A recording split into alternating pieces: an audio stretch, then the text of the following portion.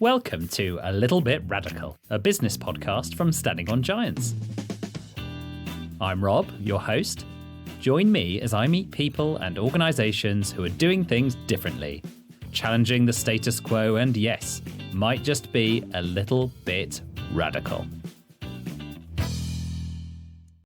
The role of Chief Impact Officer, or Head of Impact, is one that you may have seen more and more in recent years. This person has the exciting but tough challenge of measuring, reporting and scaling an organisation's impact. Hannah Keartland is an outsourced Chief Impact Officer, and through her consultancy, Keartland Co, helps organisations scale up their positive impact. She's the former Director of Innovation at Cancer Research UK and also previously worked at Innocent Drinks. Welcome, Hannah. Hi, Rob. Really lovely to be here. Super.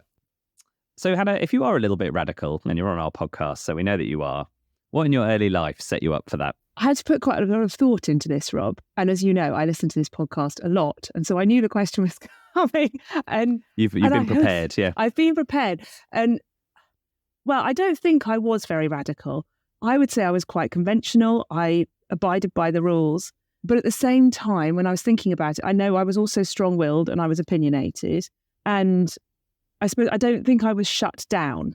I grew up surrounded by teachers. Both my parents are teachers. Lots of my family are teachers.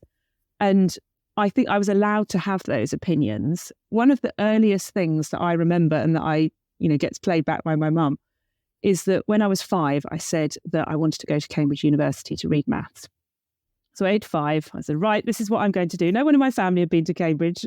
I loved maths, but I'd obviously heard that this was the place to go to read maths. And so I said, that's what I want to do. I'd certainly call that precocious, if not radical. Yeah, well, I'm not sure it was very radical, but I was then sort of really focused on that goal and what needs to be done. And I think that's something that has stuck with me. And it's definitely with me now as I'm kind of setting up, running my own business. Is, that sort of focus on a big goal and doing what needs to be done. And really having that kind of tenacity to sort of focus on big challenges.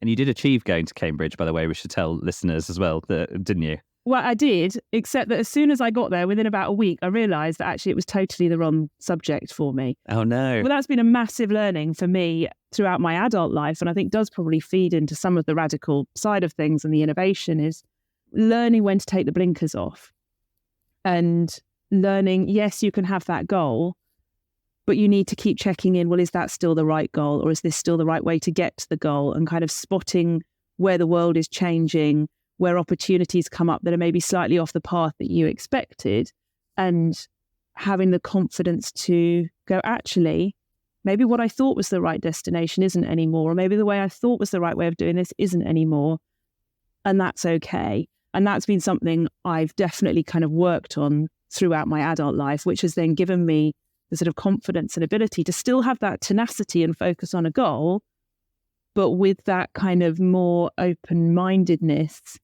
to be able to innovate and explore and change as opportunities come up and as the world changes and as I learn more. I think that's a really fascinating analogy for this whole culture around goal setting and dogmatically pursuing your goals. I'm raising a young child at the minute, as listeners to this podcast will know. He's nearly 3, not 5. And the similarities between toddlers and adults are what is most pertinent, to me. I don't think there's actually that many differences. I think a lot of adults are doing the equivalent of what you were doing, which is you set a goal at the age of 5, in your case, quite an extreme example. I suppose what I'd say in a different context, without fully understanding like the full context as it goes, and your context will always change. And you'd look at that story and say, Hannah set this goal at the age of 5, and by 18, she'd achieved it. What an amazing, achievement. But you then realised that you should have been more flexible. Not that we'd blame you. You're a child, You can't be blamed for wanting to go to Cambridge University either, I don't think. I love that as an analogy. There's something really relevant, though, in that to the way what I see in a lot of business leaders when it comes to sustainability and innovation and impact. They want to be able to set a goal, come up with a plan, and then stick to it and become impactful or become sustainable. And the reality is we can't do that because this is such a rapidly evolving space. There isn't a blueprint. Nobody knows what to do. We've got ideas, you can get a sense, and that's a lot of the work that I do with businesses is saying, right, well, where do you want to get to? What are your goals for the next 5 years? What are your goals for the next year? Right, if that's the goal, What are the stepping stones to get there? Let's break this down. Let's come up with something that's realistic, that's practical, that works in the context of you and your business and where you are and the resource you've got available and the budget you've got available. And then let's start delivering that plan. But we need to keep stepping back. And this is, again, we'll work with businesses to say, right, once a month, once a quarter, we want to be stepping back and going, well, how are you doing against that plan? What's working? What's not working? Let's take a temperature check on what's happening within the business. How are people feeling about this? Where are there people who are maybe not coming on the journey with you? Why is that? What do we need to do about that? What are your competitors doing? How has the science evolved? All of that's changing all the time. And what you thought might be the right thing to do when you initially came up with your plan, that's going to change because there isn't a blueprint, because the external environment is changing the whole time. Regulations are changing. New technologies are coming online.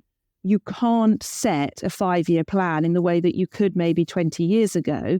You can't set that 5-year plan and then stick at it dogmatically and know that if you do it, you'll get to the end point, you'll have delivered your goals, and then you set the next 5-year plan.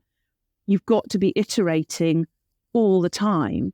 And so there's something about having that roadmap and that vision and the values and the principles that you stick to, but having those blinkers off and constantly reassessing where are there new opportunities coming up, where there's new information that's coming to light, what have we learned, how are we always kind of correcting course. And I think I can empathize with what they want because I've been there myself, but equally I've learned that you've got to take the blinkers off because the world isn't fixed and things change, we learn stuff, and we need to take that into account and then evolve the journey. And that's okay. I think that's really interesting. Yeah, accepting that it's okay, that it's not some sort of failure to deviate from the plan. Our leader at Standing on Giants says something to the tune of, it's important to have a plan so that we can decide not to stick to it.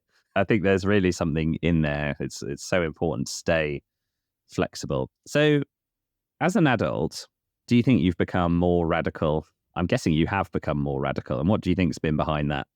Yeah, definitely. I've grown in confidence. I've become more self-aware.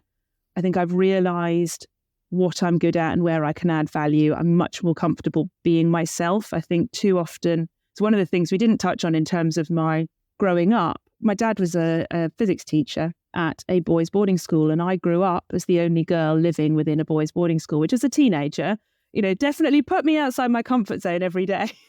Yeah, that's quite an unusual experience. Yeah. Yeah. I mean, I suppose I could have gone completely off the rails, but I didn't.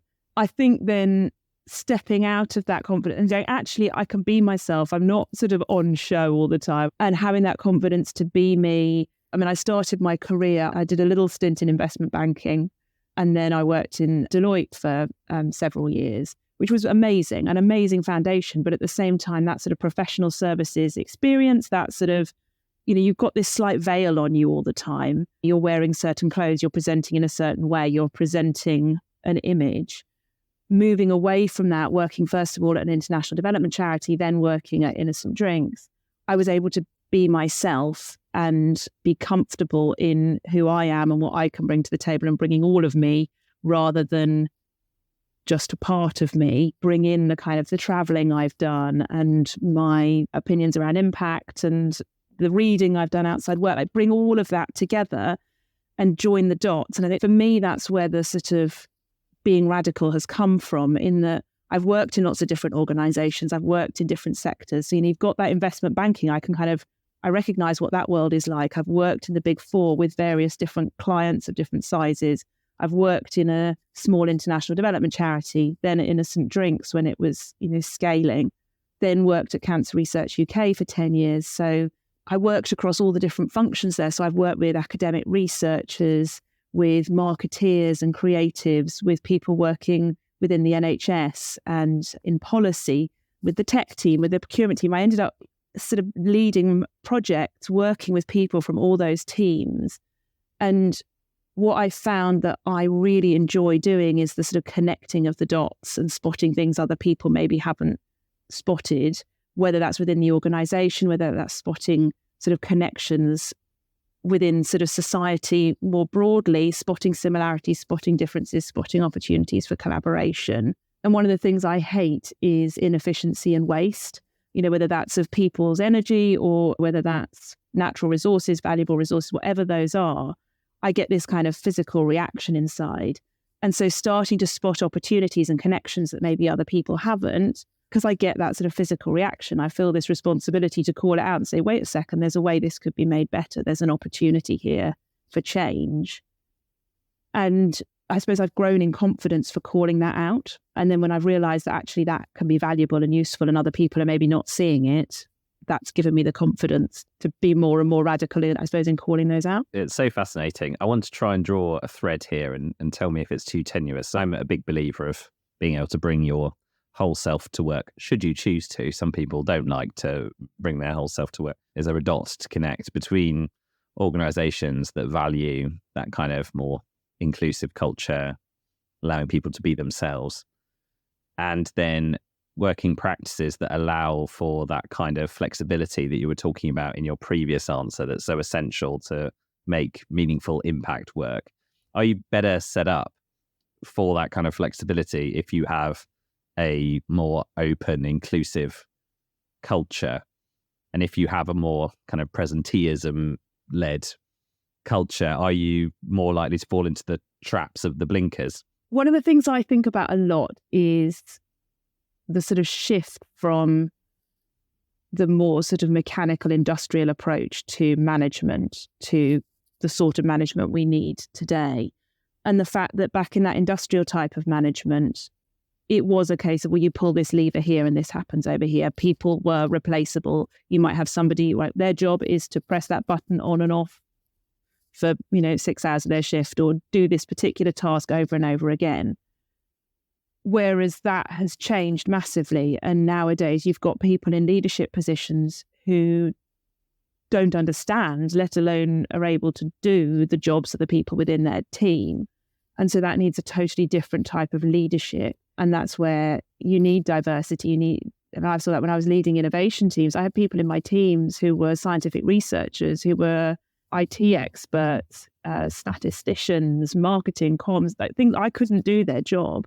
And so that's where you need to build the psychological safety, where they are comfortable contributing everything they've got in order to innovate and change and create solutions that are actually going to work, because they will hear things or see things or know things that I don't, that no one else on the team does.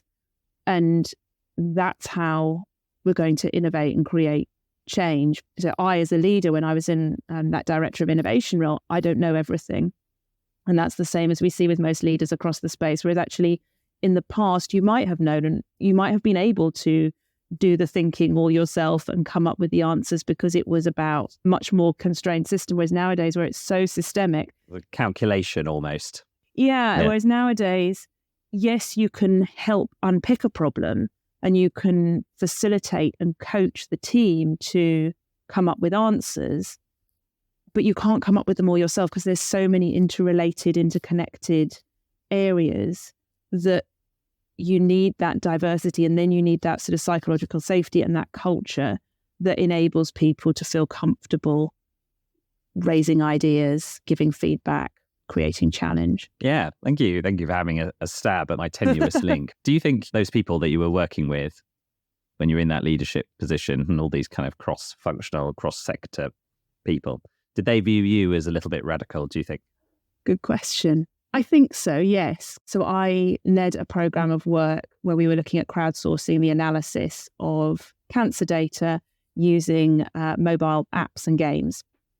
And when I inherited that project after it had been through a sort of proof of concept stage, we were operating in quite a waterfall way, but it was a technical project and we needed to shift to operating in a much more agile way. For listeners who wouldn't be familiar, describe sort of simply what waterfall versus agile might mean in an organization. So it connects back to what we were talking about at the beginning in terms of waterfall being, you come up with a plan for how to get to A to B. It's very linear, and then you implement the linear plan, and then you get to the end, and hopefully you've delivered what you meant to.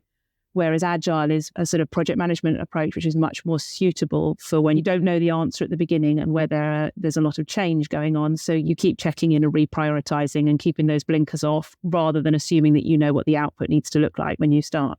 And bringing in that sort of iterative approach to development was something that we did within that team. And we very much focused on building the team as well. So when I was director of innovation, we brought in a team coach into our team to work on the team. And we had a team of very different people, sort of intentionally, but therefore you need to focus on building the team because we knew that we were only going to be able to innovate effectively if we were working on the team as well as doing the innovation. And that was quite unusual. And I know the HR team, when I sort of proposed that role, we had to have quite a few conversations about it. But once it was in place, they said, goodness, this is really interesting. I think potentially every team within the organisation could benefit from having this role. And with recruitment practices as well, we often developed totally different recruitment approaches for those innovation teams to what other teams were doing in order to bring in different people and bring in neurodiversity. How did we account for that within the recruitment to make sure that we were bringing in the people who could be brilliant in the team rather than operating the way that the organisation normally did? And I'm guessing in an organisation like Cancer Research UK, you have got the full spectrum because you've got everything from the most super detail focused scientist to the most, I say this lovingly, fluffy, caring communicators, so I can see how that would be important.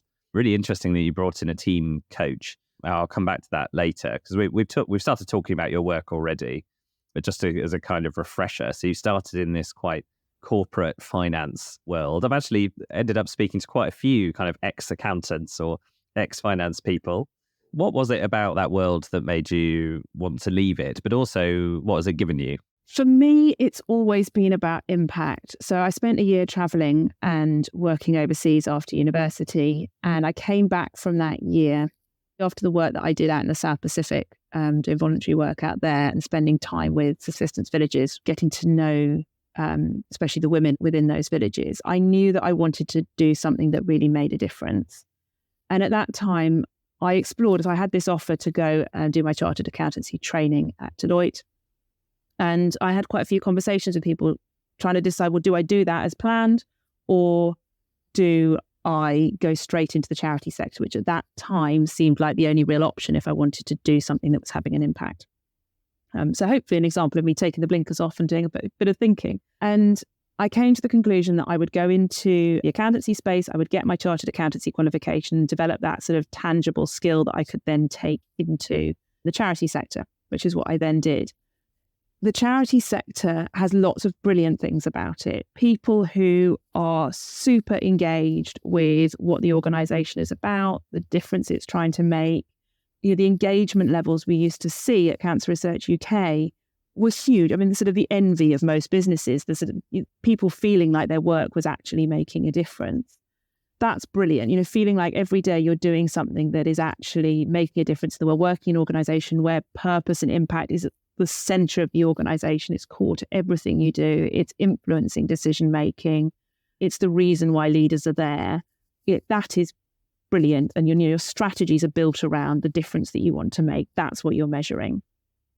But there are things that are not so good about the charity sector and which I think are brilliant about the business space.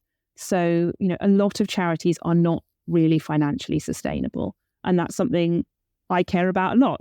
Having ended up studying economics, then become an accountant, you need to be financially sustainable. You need to have that sort of core foundation to an organization in order to be able to make the difference that you want to. If you are not financially sustainable, I've been in positions where I wasn't sleeping at night, not knowing if I could pay the salary the next day. And that is not when you're delivering impact. If you're spending your whole time wondering if you can pay the bills and wondering where the next bit of money is coming on, you're focusing totally on fundraising.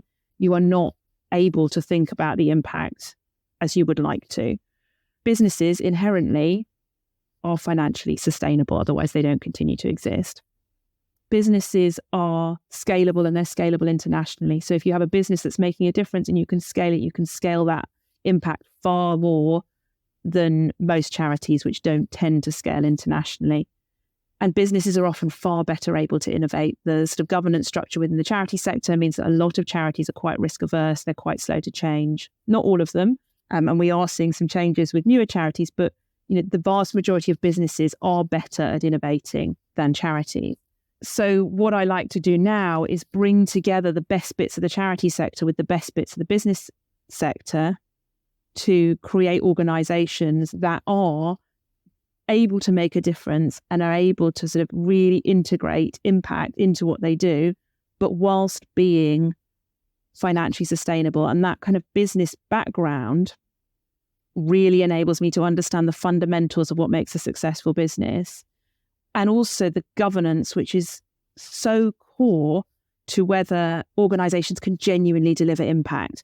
The governance bit, it's not very sexy, it's the behind the scenes, but the reality is that kind of deep structure within a business determines the direction the business goes in. What's your executive compensation? How are you making decisions? What's your strategy? What does your funding and your ownership look like? All of those sorts of things will determine what the business does. Having that understanding of that from my accountancy training is absolutely invaluable. And it means I can talk to, the CFO, the board, and be able to sort of be that bridge between talking about impact and sustainability and also understanding the kind of business fundamentals and have that conversation with them. That was a great answer. Thank you for that. And actually, I'm going to pick up on something that you said in the last thing. What do you say to the CFO who's had the traditional training to maximize profits or maximize shareholder returns and is pulling the levers to do that? What's your financial argument for creating social and environmental impact? So I talk a lot about building a sort of resilient, high-performing, thriving business and risk as well. So start to look with them at, okay, you want to build a resilient business. You want to ensure that you are mitigating risk. What is it that's going to make your business resilient? Often the way in is talking about people. So a lot of the businesses I'm working with are service-based businesses. So their people are absolutely crucial. And you don't want high turnover rates. You want really good people. You want to be able to attract and retain and motivate brilliant people. And if you can't, you're going to lose your competitive advantage versus your peers. And a lot of that, they know that. That's something they're already grappling with. For pretty much every business I talk to, that is something that is really high up on the board's agenda. That is the S of ESG. That's the social side of sustainability, is saying, well, let's build really good, strong, long-term relationships. And that will help your business long-term. We need to look at long-term value. Is your business going to be here in 10 years' time? So that's the social side of things. We can also then look at, especially when we're in a much more volatile situation now and people, have experienced the shocks of COVID or some of the supply chain shocks that we've seen recently. If you have got long-term partnerships with your supply chain, they are much more likely to help you out when things get tough. Those suppliers with whom you've built that really long-term relationship that you've invested in, you can then sit down with them and say, right, what are we going to do about this? How can we work together to tackle this issue we've got at the moment? And again, that's a risk mitigation. So it might cost you a bit now, but it's mitigating the risk that suddenly the rug gets pulled from underneath you. So that's quite a good conversation, probably more in the product-based business space.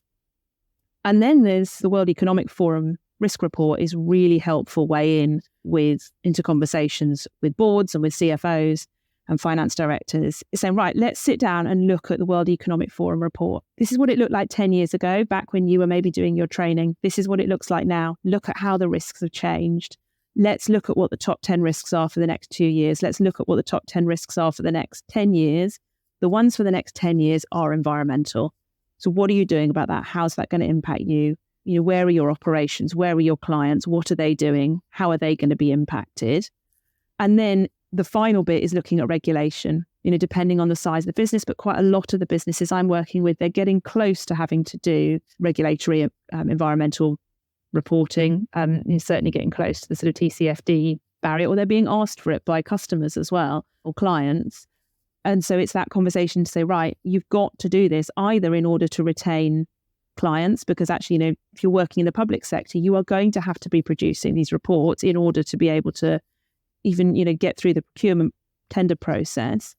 But equally, if you're of a certain size, you're going to have to do this from a regulatory perspective. So we need to at least be building in the systems to be able to do that at the most basic level. Those are the sort of various different levers I pull, but I tend to come at it from a corporate perspective. That's been one of my biggest learnings, is that I care about this incredibly deeply. I want to make a difference.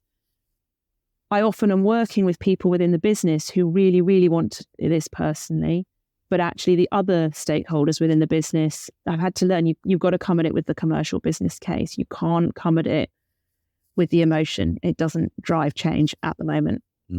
Yeah, really interesting.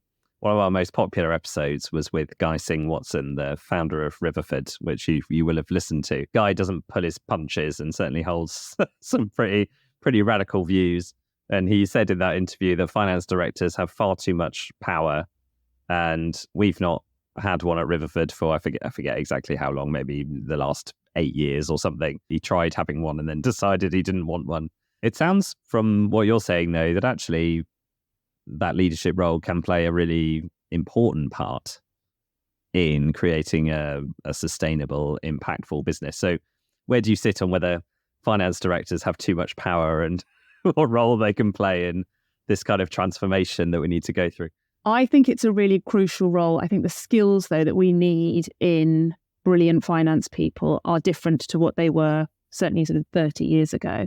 So, the traditional accountant bean counter, that work can be done now by a computer, and it's increasing. It's one of the, I can't remember whether it's the top one or the top two jobs that is going to be done by computers. That sort of much more procedural, operational role of accountants is being digitized. The best accountants I've ever worked with are the ones that are really commercial and they provide commercial decision support. They're often the people who are the honest, ethical sort of voice. They're often wearing that hat within the business. They're the ones who are very good at standing back, being objective and saying, right, let's make sure we're comparing apples with apples here.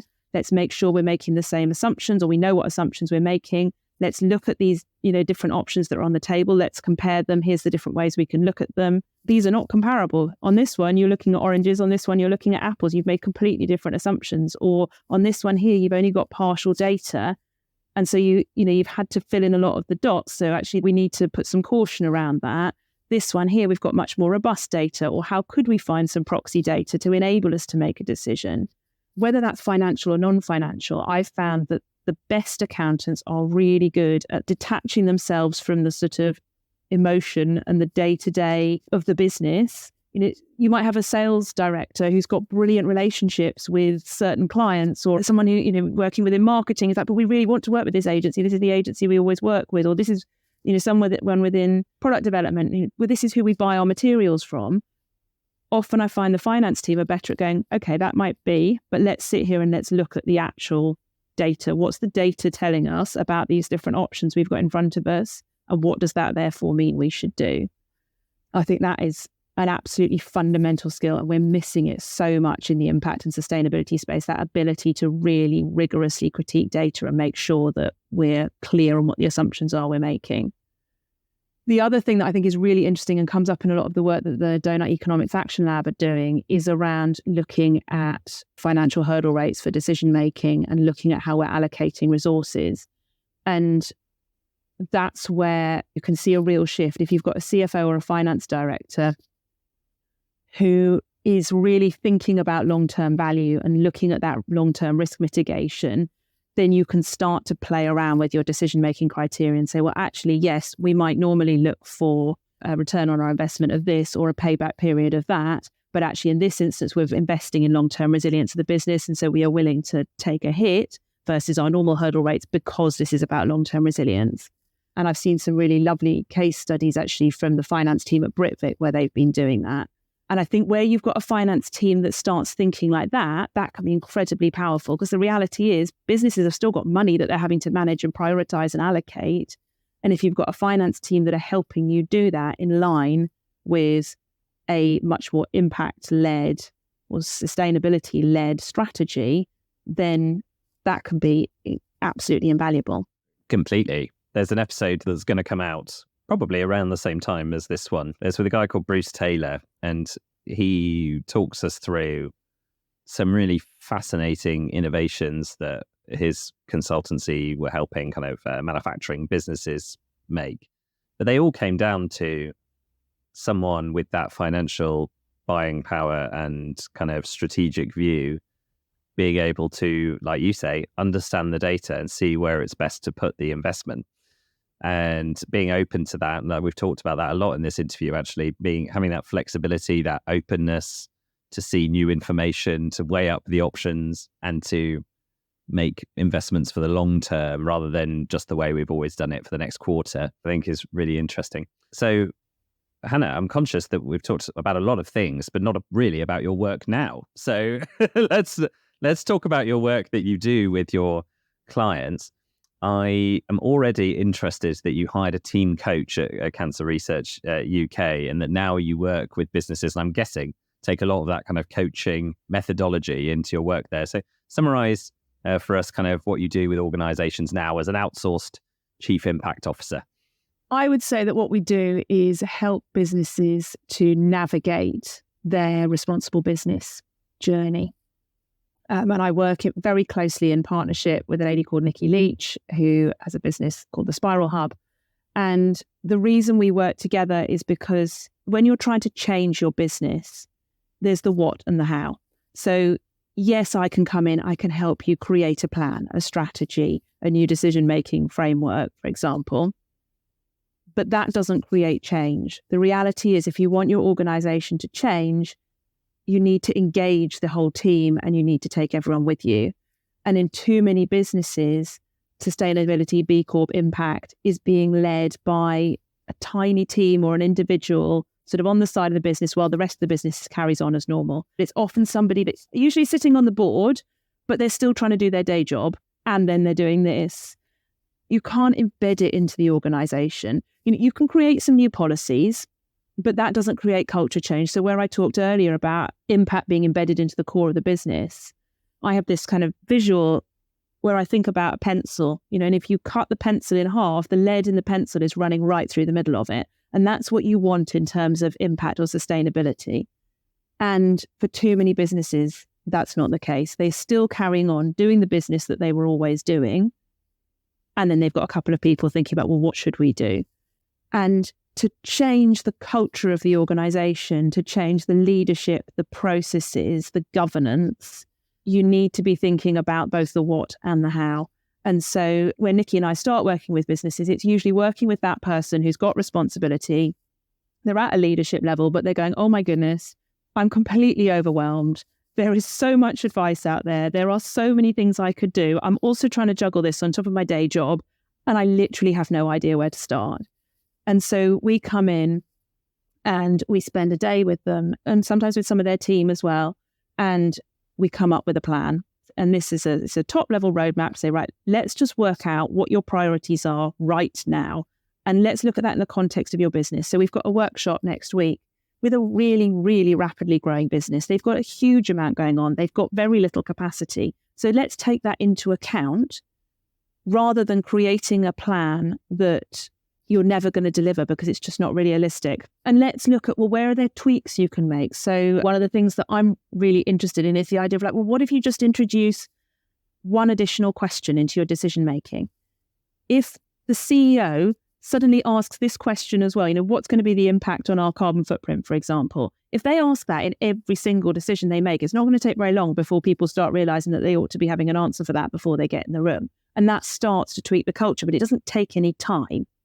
So we work with them on this plan, and then sometimes at that stage, they haven't got a team in place. They need us to roll up our hands a bit, and they say, oh my goodness, could you just pull together a policy or a framework, or could you take what we've done and just make it look nice in a presentation for taking to the board, and can you run some workshops with the board for us?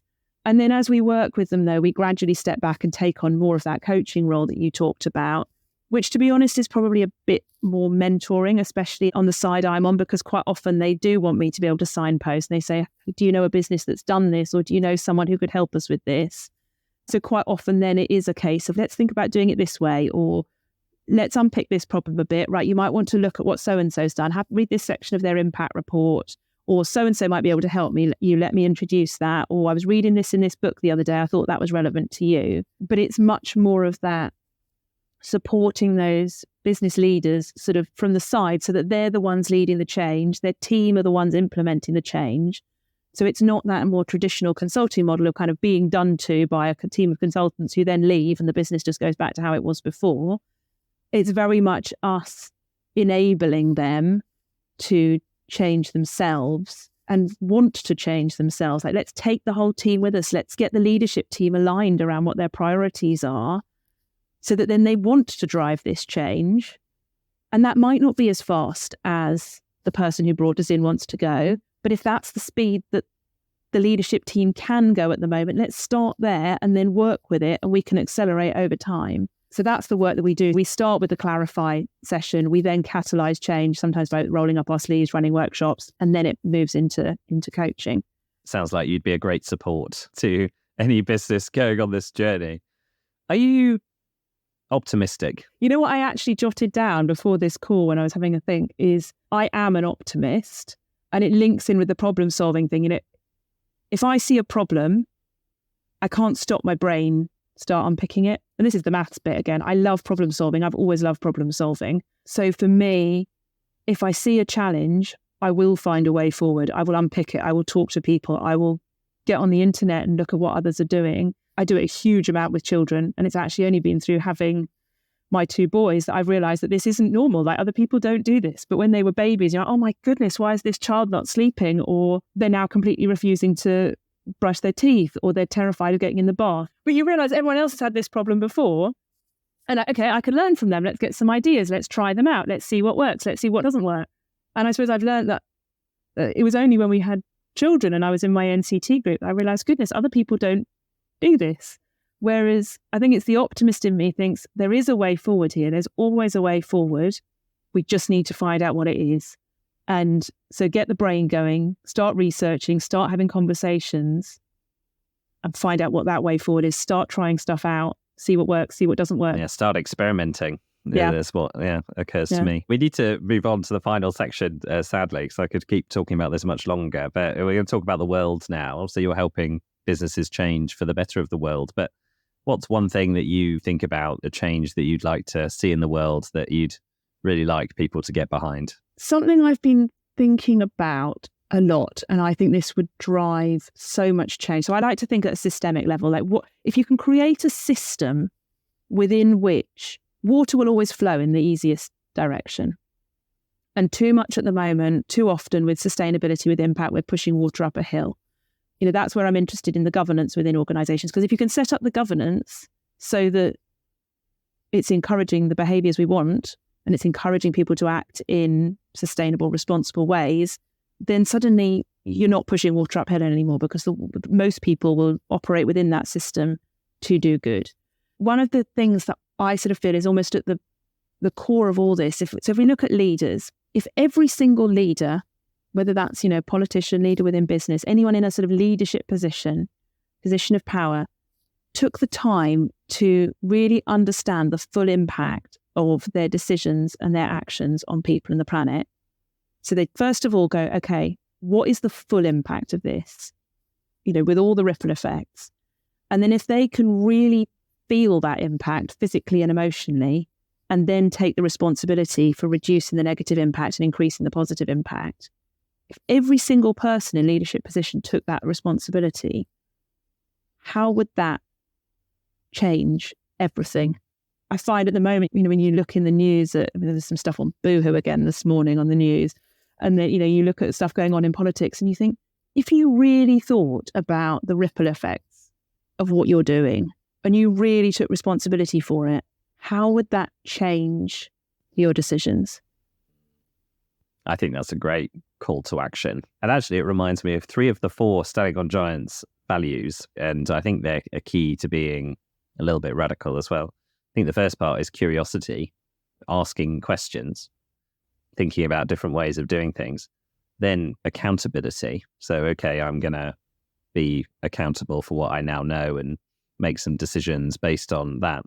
And then the final point, the responsibility. So actually, it's the actual sense that with that leadership power, to quote Spider-Man, comes some responsibility, and that you're not afraid of that. I think the responsibility element, certainly in our political leadership, but now also in big business leadership, has been chronically missing in the last decade. This isn't a politics podcast, so let's try and avoid getting too into it. But even within business, we've seen a chronic lack of responsibility. Oil companies have a sustainability policy and a strategy, and then be briefing their board that actually they're not going to do any of it over the next few years and make record profits. I think you're right. If they were going through that kind of framework that you said, we'd be in a very different position.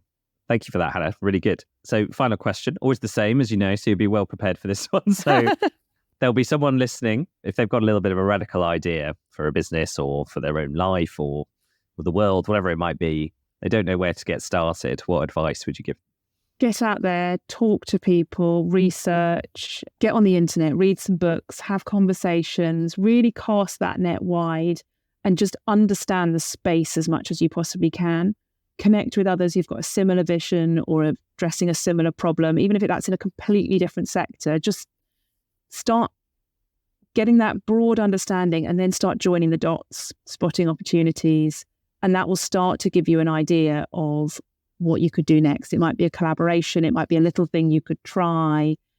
It might be a group you could join, but just do that research, cast the net wide. And I would then say, stay true to your vision, but flexible on the journey and trust your gut. Fantastic. Thank you, Hannah. It's been wonderful to speak to you today. If there's anyone out there listening who's looking to go on this impact journey, I think we could thoroughly recommend Hannah as someone to start helping you. But thank you for sharing so much today. And I will see you again soon. Thank you for listening to this podcast. If you enjoyed it, please follow us on your podcast platform. If you'd like to appear on A Little Bit Radical or have an idea of someone we should speak to, please email podcast@standingongiants.com or get in touch with me on LinkedIn. You can search Rob Fawkes or search Standing on Giants and you'll find me there. Thank you very much and speak to you next time.